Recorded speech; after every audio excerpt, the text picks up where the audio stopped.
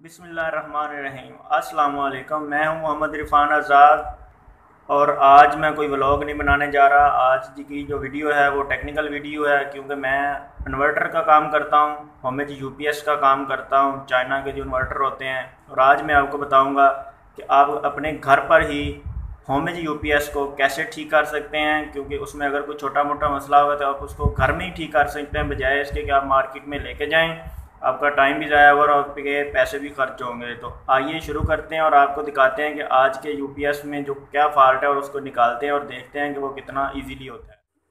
इस वक्त मेरे पास होमेज यूपीएस मौजूद है। होमेज कंपनी का है, न्योन मॉडल है, 1203 मॉडल नंबर है इसका। ये यहाँ पे कस्टमर नेम भी लिखा हुआ है, ये वाला अपना डाटा हमने लिखा हुआ है। तो अब हम इसको करंट देकर चेक करते हैं कि इसमें फ़ाल्ट क्या है।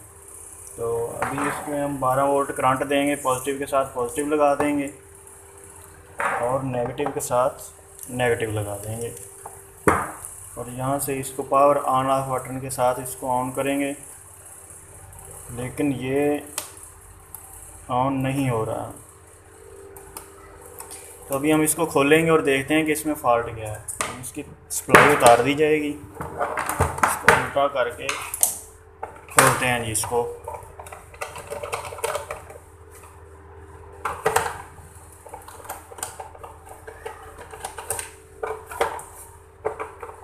इसमें दो ही पेच लगे हुए हैं, क्योंकि ये पहले खुला हुआ होगा शायद। इसको खोलने का सबसे आसान तरीका है, बाद दफ़ा लोग होते हैं उनको पता नहीं होता कि इनको खोलना कैसे है। तो यहाँ पे ये ऐसे यूपीएस है, इसको ऐसे खड़ा कर लेना है और यहाँ पे इसके लॉक होते हैं अंदर की तरफ, क्योंकि बाहर से तो वो हम ऐसे पेचकस वगैरह लगे लेकर नहीं खोल सकते। और इसका तरीकाकार है, यहाँ से इसको दबाएंगे, दबाने से वो लॉक खुल जाते हैं। ये देखें, जैसे अभी ये लॉक लग गया है। अभी मैं इसको दबाऊंगा, ये अभी दबाने से ये लॉक खुल गया और दूसरी साइड वाला लॉक खुद ही खुल जाए। सबसे पहले हम इसकी जो ये ऊपर वाला पैनल है इसको अलहदा कर लेंगे, ये वाले ग्रिप उतार लेंगे इसके।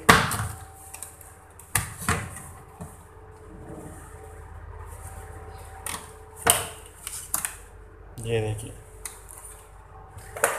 अभी सबसे पहला जो काम हमने चेक करना है कि क्योंकि ये ऑन नहीं हो रहा, तो इसका मतलब है ज़ाहिर सी बात है कि इसमें सप्लाई के इसके पावर सप्लाई जो है, जिसने पूरे बोर्ड को करंट देना होता है, उसमें कोई फॉल्ट है। तो इसको हम इसका बोर्ड खोलेंगे।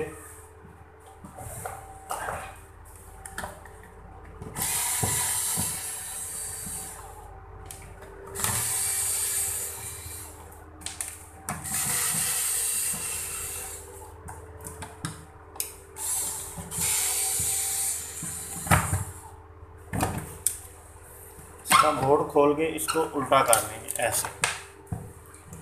तो सबसे पहले आपको बताता चलूँगा, ये वाला एरिया जो है ये सप्लाई का एरिया है, यहाँ से इतना है। ये वाला एरिया जो है ये वाला सप्लाई का है, इसमें पावर सप्लाई होती है, इसमें वोल्टेज बोर्ड को जितनी ज़रूरत होती है उसके हिसाब से यहाँ से वोल्टेज बन के सिस्टम आईसी की तरफ जाते हैं।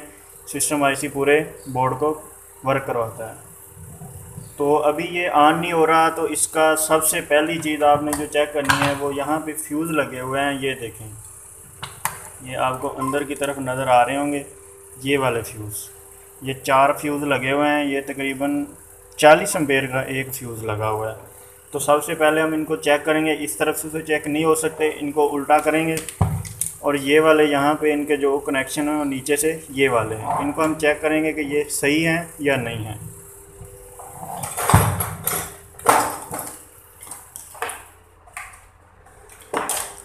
ये मीटर ले लिया हमने, तो थोड़ा सा ये वाला ग्रिप उतार देंगे ताकि इसको उल्टा करने में आसानी हो जाए। ये अभी ये आसानी से उल्टा हो चुका है। सबसे पहले हम ये वाले फ्यूज़ जो हैं इनको चेक करेंगे। इनको चेक करने का तरीका ये है कि आपको यहाँ पर रेजिस्टेंस के ऊपर आपको मीटर रखना होगा। यहाँ पे रेजिस्टेंस के ऊपर मीटर रखा,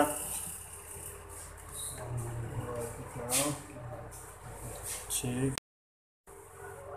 अभी हमने फ्यूज़ चेक कर लिया है, फ्यूज़ इसके ठीक हैं। ये दोबारा आप दोबारा चेक करते हैं। अभी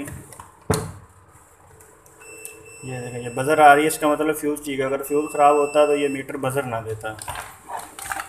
अभी हम इसके ऊपर इसको डायरेक्ट चेक करेंगे। अच्छी तरह ये वायर्स लगा लेंगे।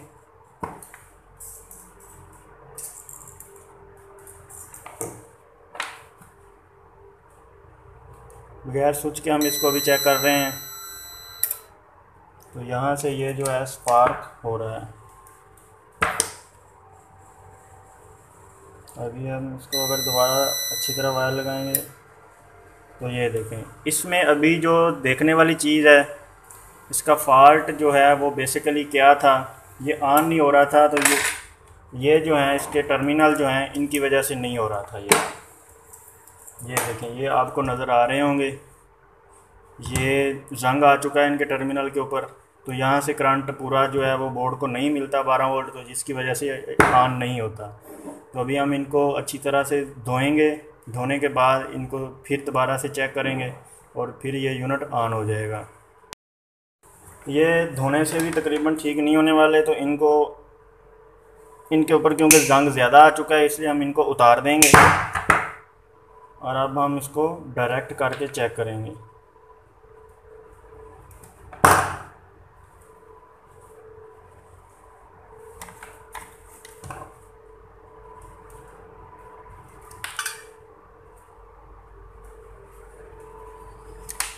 ये दोनों वायर्स आपस में लगा के अभी हमने ये टर्मिनल जो है वो हमने उतार दिए हैं। अभी हम इसको 12 वोल्ट करंट देंगे और देखेंगे कि ये यूनिट ऑन होता है कि नहीं होता।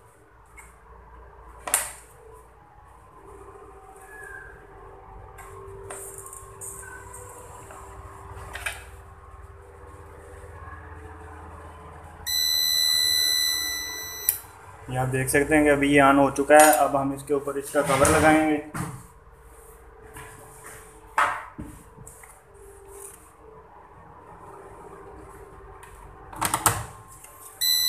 ये देखें, कवर लगाने से पहले ही ये ऑन हो चुके हैं। ये बटन ऑन था इसलिए ये ऑन हो गया था।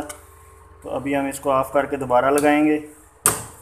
इसके पूरे ग्रिप लगा दिए जाएंगे जो जो हमने उतारे थे, जहाँ जहाँ से उतारे थे। ग्रिप उतारते वक्त ये ध्यान में रखना है कि कौन सा ग्रिप आपने कहाँ से उतारा है।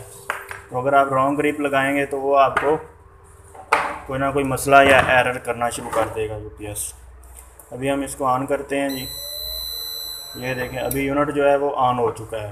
तो इसमें फ़ॉल्ट सिर्फ़ और सिर्फ यही था कि इसके टर्मिनल ख़राब थे। अगर यही यूनिट अगर आपने घर में ठीक करना है तो सबसे पहले आप इसके टर्मिनल अच्छी तरह साफ़ कर लें। अगर आपका यूनिट ऑन नहीं होता तो उनको अच्छी तरह गर्म पानी से धो लें, धो के लगाएँ, देखें अगर ऑन होता है तो फिर आपका मसला हल हो जाएगा।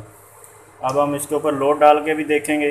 अभी ये हमने लाइट ऑफ़ कर दी है ऊपर वाली, तो ये देखें, ये दोबारा इसके ऊपर अब ये जो लोड चल रहा है, ये जो मेरी लाइट चल रही थी वो अभी यूपीएस के ऊपर चल रही है। ये अभी बैकअप मोड पे आप देख सकते हैं, इसको 24 वाट इसके ऊपर लोड चल रहा है जो एक एनर्जी सेवर का लोड बर्दाश्त कर रहा है। अभी हम इसकी चार्जिंग भी चेक करेंगे। इसको फिट करने से पहले ही हम सब कुछ चेक कर लेंगे, क्योंकि अगर इसमें कोई मसला हुआ तो हमें दोबारा खोलना ना पड़ेगा।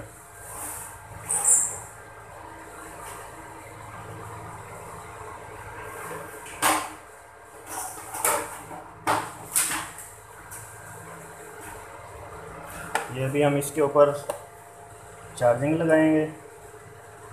चार्जिंग वाली वायर लगा दी। अभी हम इसकी चार्जिंग लगा दी है मैंने अभी उस तरफ।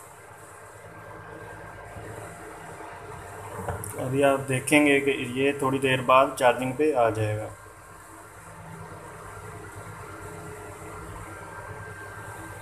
सॉरी, ये चार्जिंग पे इसलिए क्यों नहीं आ रहा, इसकी एक और वजह भी है। इसको खोलते वक्त इसका जो ग्रिप था वो निकल चुका है। तो अभी हम इसका पहले ग्रिप लगाएंगे और उसके बाद ही हम इसको ऑन करेंगे।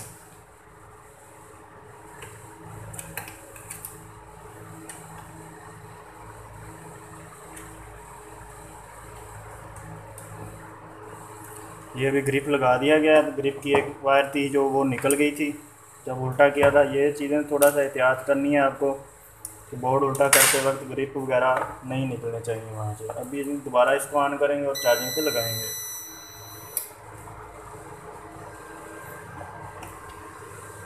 अभी चार्जिंग पे लगा दिया गया कि अभी ये थोड़ी देर बाद चार्जिंग मोड पे आ जाएगा। ये देखें अभी ये चार्जिंग पे शिफ्ट हो चुका है। ये एसी लाइन वाली जो बिलिंग करने लग गई है लाइट, और ये जो जिस तरह आपके मोबाइल के सेल्स जो होते हैं वो शो होते हैं उसी तरह ये आपकी चार्जिंग शुरू हुई। इसका मतलब है कि अभी यूनिट ठीक हो चुका है। अब रही बात इसके फ़ाल्ट की कि इसमें फ़ाल्ट क्या था। इसमें फ़ाल्ट कुछ भी नहीं था, सिर्फ़ और सिर्फ इसके टर्मिनल का मसला था। आप इसके टर्मिनल रिप्लेस कर दें तो आपका यूनिट ऑन हो जाएगा। अगर टर्मिनल रिप्लेस करने के बाद भी अगर ऑन नहीं होता तो उसके बाद आप यूनिट को खोल के फ्यूज़ चेक करें। अगर फ्यूज़ भी ठीक हैं तो उसके बाद अगर आप तो इलेक्ट्रॉनिक्स का काम करते हैं तो फिर आप सप्लाई को फॉल्ट भी ट्रेसेंगे। अगर कोई यूनिट जब आया सप्लाई वाला भी तो इंशाल्लाह मैं सप्लाई बनाने की भी आपको वीडियो बना कर दूँगा। और अगर आप इलेक्ट्रॉनिक्स का काम नहीं जानते तो बराए मेहरबानी इसको ज़्यादा ना छेड़ें और इसको किसी टेक्नीशियन के पास ले जाएं, क्योंकि अगर आप इसके ऊपर ज़्यादा मैकेनिकी करेंगे तो कोई ना कोई ज़्यादा नुकसान हो सकता है। तो इसीलिए ये छोटी छोटी चीज़ें होती हैं जो आप घर में देख सकते हैं। टर्मिनल वगैरह चेक कर लें अच्छी तरह, उनको अच्छी तरह धो के लगा दें तो तकरीबन 50% यूनिट जो होते हैं वो घर पे ही ठीक हो सकते हैं। अगर घर पे ये सब काम करने के बावजूद नहीं होता तो उसके बाद आप इसको सर्विस सेंटर पे लेके आएँ। उम्मीद है कि आपको ये वीडियो पसंद आई होगी।